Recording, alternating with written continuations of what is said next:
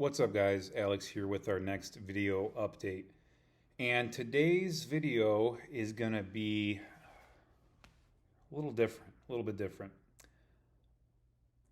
I'm thinking about the future of business and how to make money in the US. I was asked recently a couple of interesting questions, and they said, "Hey, Alex, I want you to really look into your crystal ball and tell me, what do you see happening for 2024? What's going to make money in 2024? Like really make money?" And I said, "Okay, let me sit back and think about it, and I'll get back to you." So here's what I'm thinking. Here's what I'm seeing. Okay, I'm seeing this, by the way, on YouTube everywhere. These videos are popping up. I'm seeing this on social media. Um, I'm seeing a lot of lonely people, like I'm calling it Loneliness Inc. Okay, for idea and business number one. There's a lot of people that are alone, especially in the US, and I just read the statistic. The average American adult has only two friends, while in Norway, the average Norwegian adult has 15 friends. Okay. So the other report that I read is that I think 45% of American women are going to be single and childless by 2030. Crazy number, okay? And on the flip side with the men, okay, this was staggering to me too. And this is in the US, by the way, so specifically in the US.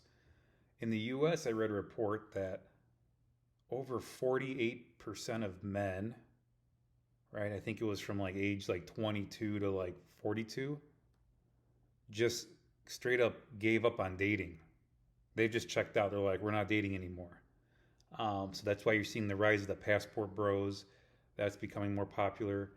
And then also video game sales are going through the roof right now. People are just spending more time at home, especially men. They're just mentally, like I said, they've just checked out, and they're like, I'm not going to date anymore. Or if they do date, a lot of the guys are going overseas now.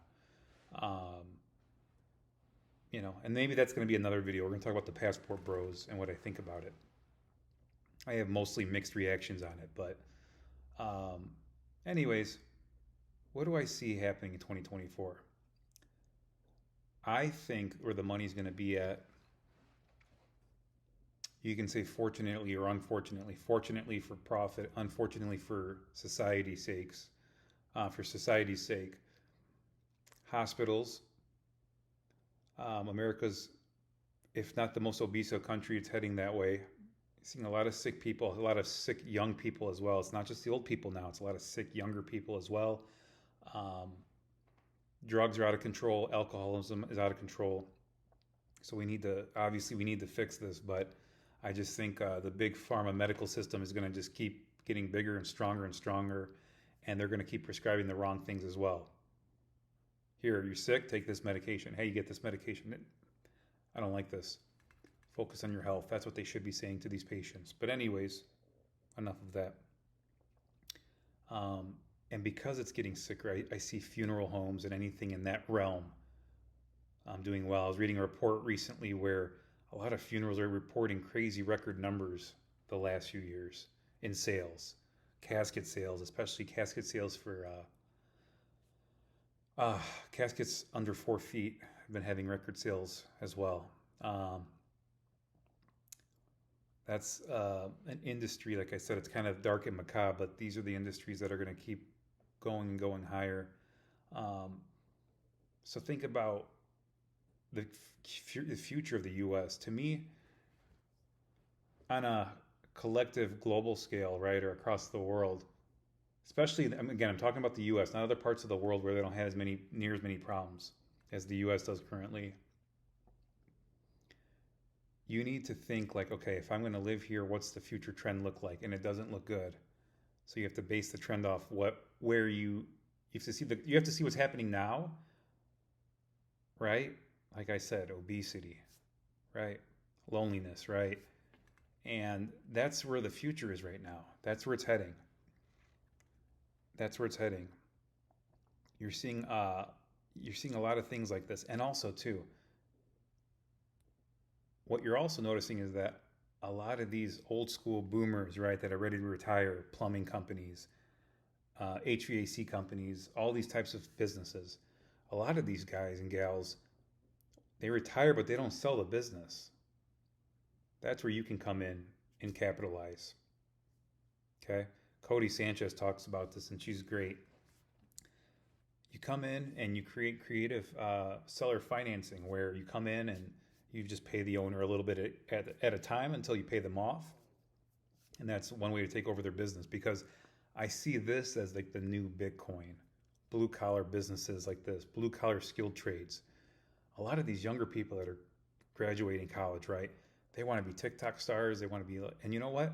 A lot of them are making money doing it.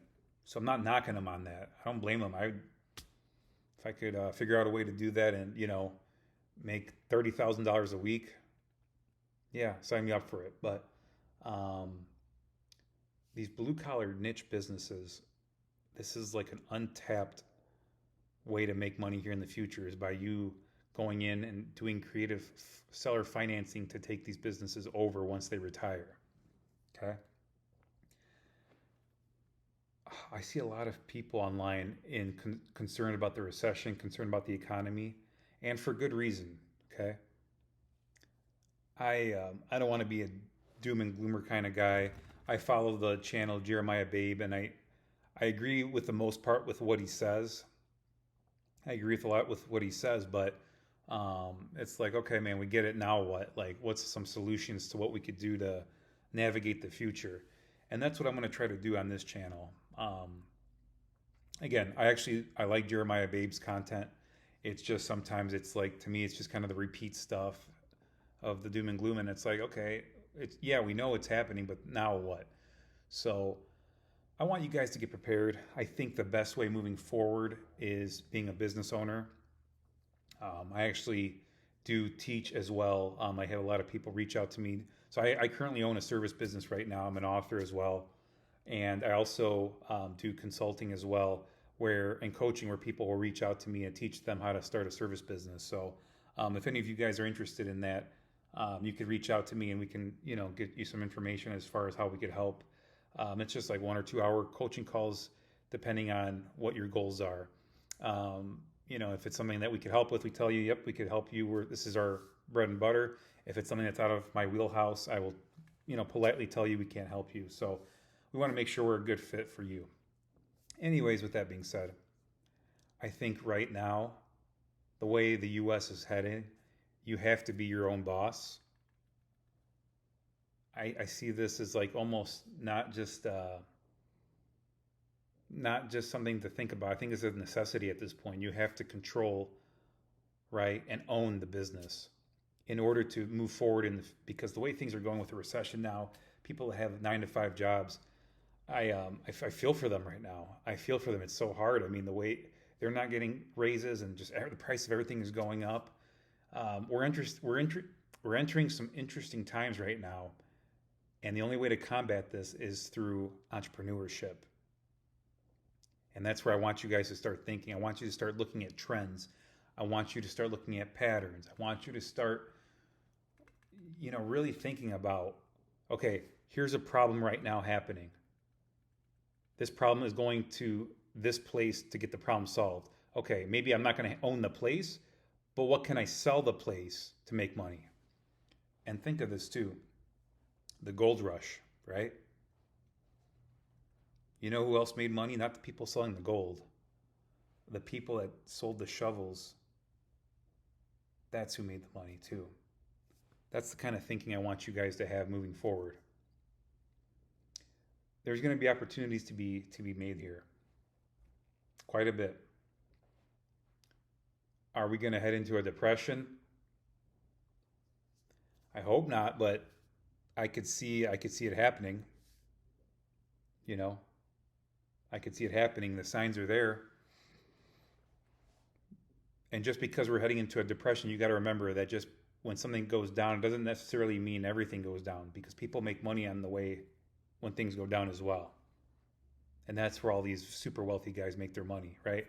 And I can't stand BlackRock and all these other criminal organizations. But however, the principle and the point is this. When there's deals to be made, that's when you buy. And that's what they're going to do, especially in the residential real estate market, right? But that's what you're going to do as well. If you have some money saved up, you wait for the crash. Either you buy some businesses, you buy some real estate, and that's where the deals are going to be made. So I want you guys to think outside the box a little. 2024, it's going to be an interesting year, election year. It's going to be I could see some extremes of both ways going, right? They might artificially pump the markets as they always do, or they might artificially crash the markets. It's hard to tell. And everyone else on here on YouTube, oh, this is what's going to happen. This is what's going to happen. Pretty much everyone's been wrong for the most part. I mean, there's some people that have been pretty close to being accurate, but it's a very unique time to be alive in history right now with what we're seeing, how the world's changing. It's up to you to ride this wave, and you could do it. Think of things that you're seeing. Problems, right? That's what entrepreneur is. An entrepreneur is a problem solver. Figure out your problem, and then are you going to have the direct answer to that problem, or are you going to be of benefit to that answer to profit off that answer? Right? Back to the gold analogy. Are you going to sell the gold or the shovels to get the gold? That's how I want you to look into 2024. Guys, talk to you soon.